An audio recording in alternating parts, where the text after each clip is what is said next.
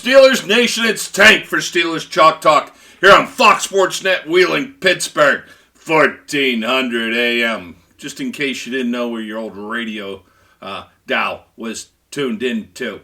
Good morning, Steubenville. Good morning, Wheeling. Good morning, Weirton. Good morning down there in Washington, B. Hey, good morning to all the ships at sea, too. Your Pittsburgh Steelers. Well, wait a minute. We didn't even get a chance to talk about the Jaguars coming to town. I know you're all excited about the victory Thursday night against the tall man of Tennessee. We got the victory, and as Myron Cope used to say, you betcha. You betcha. I miss Myron. He was great. Later on in the show, I'll tell you a story about me, Hillgrove, and Myron drinking in Mexico City. Would you like to hear that story, kiddies? Well, we'll get to that in the third segment. So get yourself a hot cup of cocoa and put your little Steelers slippers on, and we're going to talk some Steelers talk this week. Now, look, if you tune into the Steelers Chalk Talk every week, which you should, because, look, I've got secret agents out there that are peering into your car windows, into your homes, into your RVs, listening and watching to see if you listen to me, Tank Tantlinger, here on Fox Sports Net Wheeling, Pittsburgh. And there's severe penalties if you don't tune in every week. I don't know exactly what they are. But speaking of penalties, 744 of them last night against your Pittsburgh Steelers. The referees decided that, you know what, we're just going to penalize the Steelers until the Titans put the ball in the end zone. That's what we're going to do. At least it felt that way on that first drive. I mean, geez. I want to talk about the TJ Watt. Roughing the passer. Boo. Heinz Field sounded like it was Halloween on Tuesday night. Boo. Look, these referees should be smart enough to know and watch tape enough to know that TJ Watt, when he tackles in a different way. Have you ever noticed that about TJ? I mean, first of all, everything about him is unusual. I mean, just the way he plays the game. He's playing at a level that, well, on par with the greatest defensive player of all times, Lawrence Taylor. Did you know that? Yeah, statistically, TJ Watt is on par with the greatest defensive player of all time, Lawrence Taylor, after 7 seasons. After 7 seasons, statistically, they're the same. Ooh, scary. But I digress. TJ Watt's a different player. He plays differently. He improvises. He shucks. He moves. He takes false steps to the left and goes inside. He's like a basketball player. I'm going to shuck and jive you and get right around you. But on the sack, I mean, the call was, he rode him to the ground, he drove his shoulder into him. No, he didn't. That's how the man tackles. Guess what he does? He tackles properly. In a league where we cry so often anymore, nobody knows how to hit each other. Nobody knows how to tackle. That Joey Porter, he ain't no good at tackling. Remember that? I won't call him a bum. Terrell Edmonds was a bust. You know what I like out of strong safeties? I like Ronnie Lott. For you kids who don't know who Ronnie Lott is, Google him. Quintessential safety. Cut his broken finger off. Had them saw it off because it was bent to the right. He broke it in the NFC Championship game playing for the Niners. And the doctor said, oh, you can't play in the Super Bowl with no finger like that. And Ronnie Lott said, cut it off. And the doctor went, that's funny. Anyway, this is going to take about 8 months of rehab. And Ronnie Lott said, cut my finger off. I'm playing in the Super Bowl. That's a safety. Terrell Edmonds, in his brief time here in Pittsburgh, weren't no Ronnie Lott. He didn't like to hit people. Avoided contact as a safety. Now, Minka Fitzpatrick, he likes contact. Tanky like Minky. Minky hit people. Minky lay you out. So, some guys like to tackle, some don't. TJ Watt ain't even a thought. It's in his DNA. Destructive, natural animal instincts. DNA. Destructive, natural animal instincts. DNA. Destructive, natural animal instincts is TJ Watt. He didn't ride. We'll talk about Levin, too. I like that guy. Boy, he got a ball, don't he? TJ didn't ride in the ground. That's how he plays the game. That's how he tackles. You know, like driving through the offensive player with your legs, driving through with your shoulder and upper chest area. That was a nonsense call, man. But anyway, it's in TJ Watt's DNA, destructive, natural animal tendencies to lay quarterbacks out. They gave the tall man of Tennessee, the Titans, that first 7 points. Now that quarterback, I'll ask you, Steelers Nation, how'd you like to see that kid as a rookie, two games in, 3 games in, wearing black and gold? Yeah, that kid has a ball. He has a release. Now, I'm not going to say he's Dan Marino, but one of Danny's great attributes was his quick release, his wham, and it's gone. Gone with velocity. Gone with velocity. Gone with accuracy. That was the Titans quarterback last night. That's what I saw. That kid sure didn't play like no rookie. He played like a 10-year veteran in command of his game. I think Tennessee went and found themselves a quarterback. Anyway, great victory last night. If you've been listening to the show, Steelers Chalk Talk here on Fox Sports Net Wheeling, Pittsburgh. I'm your host, Tank, here every Saturday morning, doing a post-analysis review. We'll get to the Jaguars game. I want to hang the hat on the victory. It was a good victory. Some things came together last night. Some things came together. I mean, and I know you agree with me, this is the ugliest 5-2 I've seen in a long time. I mean 5-3, sorry. It was a late night last night.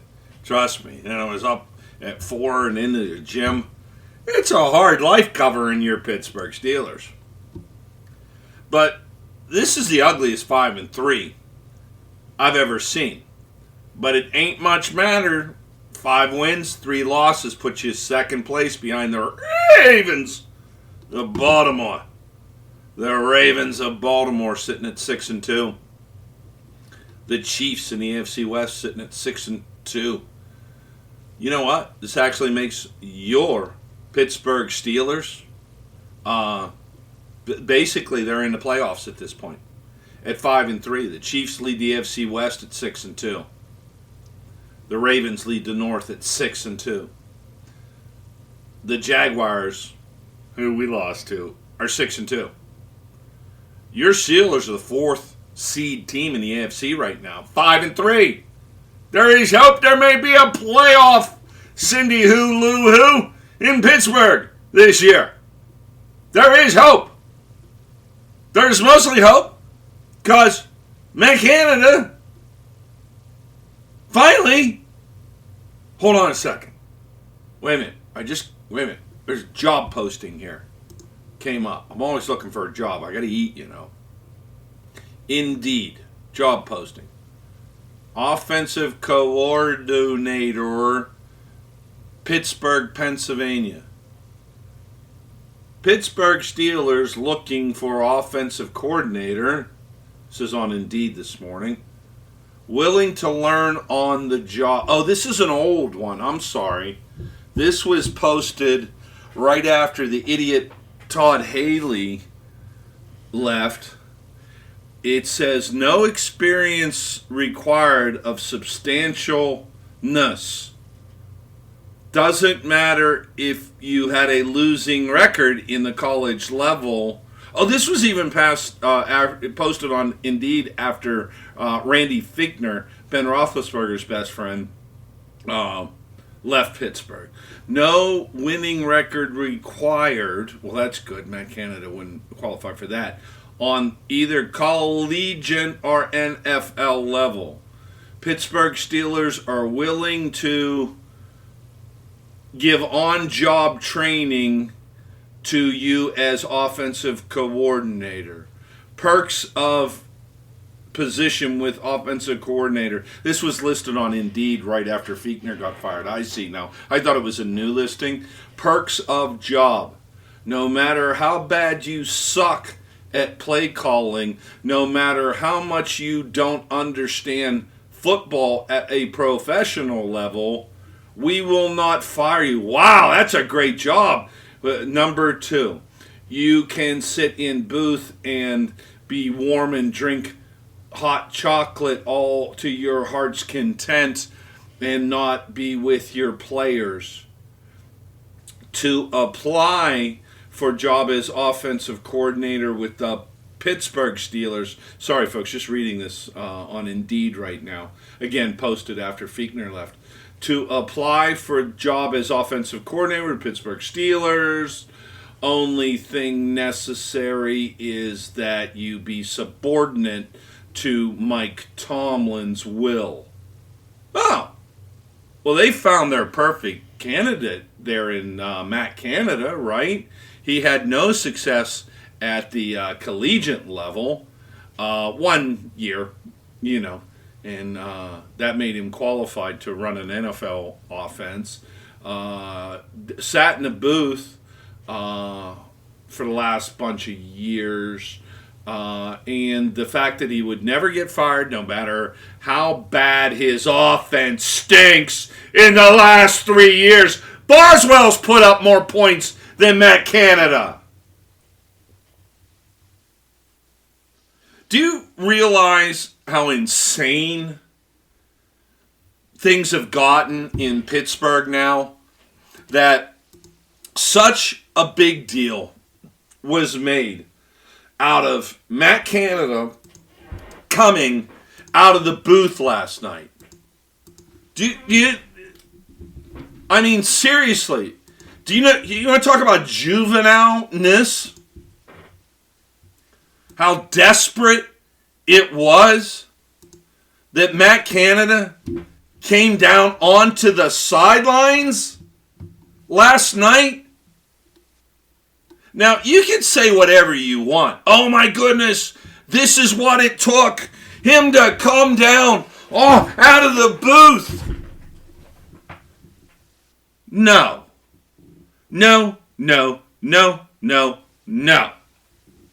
See, the reason offensive coordinators are in the booth, there's a word. It's called prescience. Prescience. God himself is prescient. He has the ability to be up high and see everything. It goes to Einstein's theory of relativity and how time and space warp and whatnot, how God sees the universe as it is. But it works for offensive coordinators too, even at a high school level.